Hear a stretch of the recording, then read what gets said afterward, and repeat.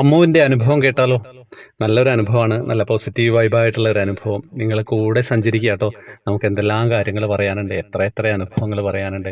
എല്ലാവരും കാത്തിരിക്കുക കേട്ടോ. വാട്സപ്പ് ഗ്രൂപ്പിൽ വരാം. ഇനി വരുന്നവർക്ക് 2 ദിവസം കൂടെ കൃഷ്ണവിഗ്രഹം നറുക്കിട്ടെടുത്ത് സമ്മാനം നൽകുന്നുണ്ട്.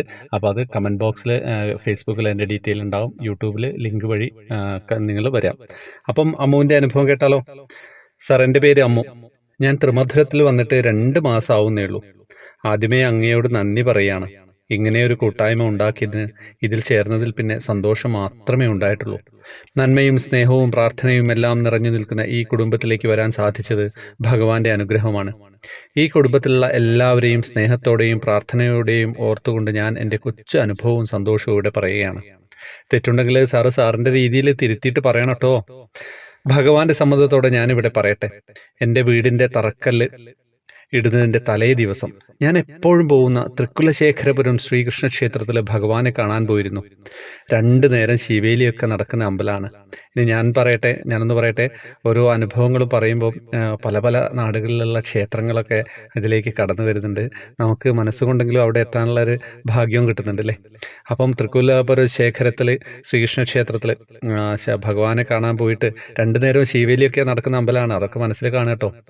എന്നും ശ്രീകൃഷ്ണ അലങ്കാരത്തിൽ കണ്ടിരുന്ന ഭഗവാനെ ഞാൻ നരസിംഹമൂർത്തിയായിട്ടാണ് അന്ന് ദർശിച്ചത്.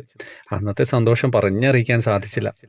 അങ്ങനെ ഞാൻ തറക്കല്ലിടുന്ന ദിവസം ഭഗവാനോട് പാൽപ്പായസം സമർപ്പിക്കാമെന്ന് പറഞ്ഞിരുന്നു. പക്ഷേ ക്ഷേത്രത്തിൽ ചീട്ടെഴുതുന്ന ചേച്ചി അന്നേ ദിവസം നേരത്തെ പോയിരുന്നു. അതിനാൽ ഞാൻ ഒരാളോട് പറഞ്ഞു, പണം കൈമാറി. അടുത്ത ദിവസം വരാൻ പറഞ്ഞു. എന്നാൽ എനിക്ക് വരാൻ കഴിയില്ലെന്ന് പറഞ്ഞു. കാരണം വീട്ടിൽ തറക്കല്ലിടൽ നേരത്തെയാണ് എന്ന് പറഞ്ഞു. അദ്ദേഹം എന്നോട് പേരും നാളും ചോദിച്ചില്ല. കുറേ നോക്കിയിട്ട് ഞാൻ അങ്ങോട്ട് ചെന്ന് പറയാൻ വേണ്ടി ഞാൻ ഓടിച്ചെന്ന് ചോദിച്ചു, പേരും നാളും വേണ്ടേ എന്ന്. അദ്ദേഹം കേട്ടില്ല. ശിവേലിക്കുള്ള തിരക്കിലായിരുന്നു. ശ്രീകോവിലിന്റെ മുന്നിലേക്ക് ഭഗവാൻ ഇറക്കാൻ ഉടുക്ക് കൊട്ടാൻ പോയി. അങ്ങനെ വിഷമത്തോടെയായിരുന്നു ഞാൻ മടങ്ങിയത്. എന്നാലും മനസ്സിലുണ്ടായിരുന്നു, ഞാൻ കൊടുത്തത് ഭഗവാൻ അറിയാമല്ലോ എന്ന്. എൻ്റെ പേരും നാളും ഭഗവാൻ അറിയാമല്ലോ എന്ന് പറഞ്ഞു. ഞാൻ ഒന്ന് പുഞ്ചിരിച്ചു.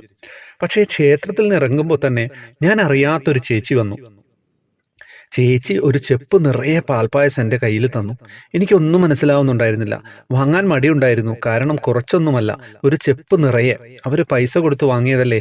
അങ്ങനെ ചിന്തിച്ച് ഒരുപാട് നിർബന്ധിച്ചപ്പോൾ ഞാൻ സന്തോഷത്തോടെ വാങ്ങി. ആ നിമിഷം ഞാൻ മനസ്സിലാക്കി, ഭഗവാന്റെ അനുഗ്രഹം ആരുടെ കൈവഴിയും നമ്മളിലേക്ക് എത്തും. ഞാൻ കൊടുക്കാൻ വിചാരിച്ച നേർച്ച ഭഗവാന്റെ കരുണയായി തിരികെ എനിക്കെത്തി. എനിക്ക് വരാൻ സാധിക്കില്ല എന്ന് പറഞ്ഞപ്പോൾ പൊന്നു ഭഗവാൻ കയ്യിൽ കൊണ്ടു തന്നു. ശരീരം ആകെ ഒരു കോരിത്തരിപ്പായിരുന്നു. സത്യം പറഞ്ഞാൽ അങ്ങനെയാണല്ലേ. അങ്ങനത്തെ ഒരു അനുഭവമാണ് നിങ്ങൾ കേട്ടത്. ഇനി ബാക്കിയുണ്ട്. അങ്ങനെ സന്തോഷത്തോടെ വീട്ടിലേക്ക് പോന്നു. അങ്ങനെ പിറ്റേ ദിവസം വീടിൻ്റെ തറക്കല്ലിടുന്ന സമയത്ത് ഞാൻ ഭഗവാനോട് പ്രാർത്ഥിച്ചു, ഭഗവാനെ ഈ വേളയിൽ എൻ്റെ കൂടെ ഉണ്ടാവണം. അങ്ങയുടെ സാന്നിധ്യം എനിക്കറിയണം. ആ പ്രാർത്ഥന പൂർത്തിയാക്കിയതിന് പിന്നാലെ മുകളിലൂടെ 3 കൃഷ്ണപ്പരുന്തുകൾ പറക്കുന്നത് എനിക്ക് കാണാൻ പറ്റി. ആ നിമിഷം എൻ്റെ മനസ്സ് നിറഞ്ഞു. ഭഗവാൻ എൻ്റെ പ്രാർത്ഥന കേട്ടു. ഭഗവാൻ എൻ്റെ കൂടെയുണ്ട് എന്ന് ഞാൻ അനുഭവിച്ചു. കൂടെ ഉണ്ടായിരുന്ന കോൺട്രാക്ടർ പറഞ്ഞു, നോക്കിയേ, കല്ലിടുന്ന സമയത്ത് ആരാ മുകളിലെന്ന്. എനിക്കുണ്ടായ അനുഭൂതി അപ്പോഴും പറഞ്ഞറിയിക്കാൻ പറ്റുന്നതല്ല. സാർ എന്തായാലും ത്രിമധുരത്തിൽ പറയണേന്ന് പറഞ്ഞു. പക്ഷേ അതിൻ്റെ ബാക്കി ഒരു അനുഭവം കൂടെ വന്നു. അതുകൂടെ കേട്ടപ്പോൾ സന്തോഷമായി. പിന്നെ ഞങ്ങളുടെ വീടിൻ്റെ അടുത്ത് ഒരു ശ്രീനിവാസ പെരുമാൾ അമ്പലമുണ്ട്. തമിഴ് ശൈലിയിൽ തന്നെയാണ് അമ്പലം പണിതിരിക്കുന്നത്. തിരുപ്പതിയിലെ അതേ വിഗ്രഹ പ്രതിഷ്ഠയാണ് അവിടെ. അതേ ചൈതന്യമാണ് എന്നാണ് പറയുന്നത്. ഈയിടെയായിട്ടാണ് ഞാൻ അമ്പലം കണ്ടുപിടിച്ചത്. അതെ, പിന്നെ ഇടയ്ക്ക് പോവാറുണ്ട്. അങ്ങനെ ഒരു ദിവസം ചെന്നപ്പോൾ അവിടെ പൂജയ്ക്ക് നട അടച്ചിരിക്കുന്നു. എനിക്ക് പെട്ടെന്ന് വിഷമമായി. വേഗം പോവേണ്ട കാര്യമുണ്ടായിരുന്നു. ഞാൻ ചെന്നപ്പോൾ അവിടുത്തെ പൂജാരി കന്നഡ തെലുങ്ക് ലാംഗ്വേജാണ് അവിടെ എന്നോട് എന്തോ പറഞ്ഞു. എനിക്കൊന്നും മനസ്സിലായില്ല.